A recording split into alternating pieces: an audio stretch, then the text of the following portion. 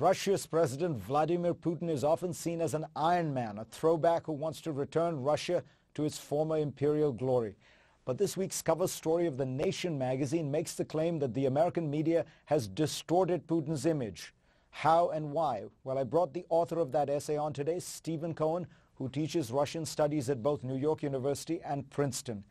Steve, you say that this guy is not the rank imperialist and rank dictator we see him as. Explain why he isn't those things. Nor is he, as Secretary Albright and Professor Brzezinski suggested, Hitler, with their references to Munich. Putin is not a thug. He's not a neo-Soviet imperialist who's trying to recreate the Soviet Union. He's not even anti-American. What he is intensely, historically pro-Russian. He's been in power nearly 14 years. And his mission, as he sees it, and many Russians see it, is to restore Russia from the disaster of 1991, the collapse of the Russian state. Remember, that was the second time in the 20th century that the Russian state had collapsed, first time in 1917.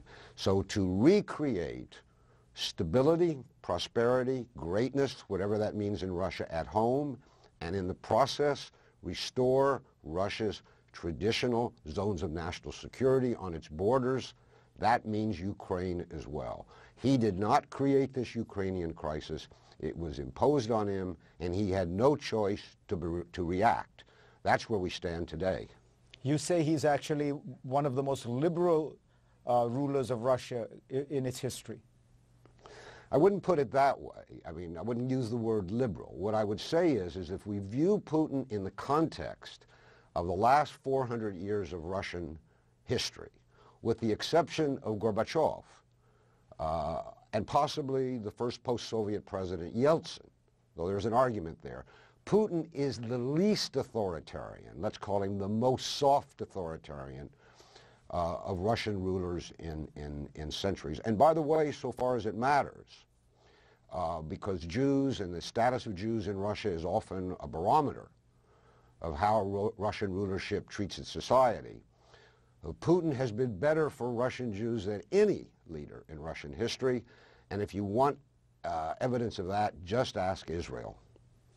What about the neo-imperialism? I mean, but why should it be taken as a natural given that Russia would send troops into parts of Georgia, into parts of Ukraine, every time it feels that its interests are being adversely affected? That does seem neo-imperialist, no?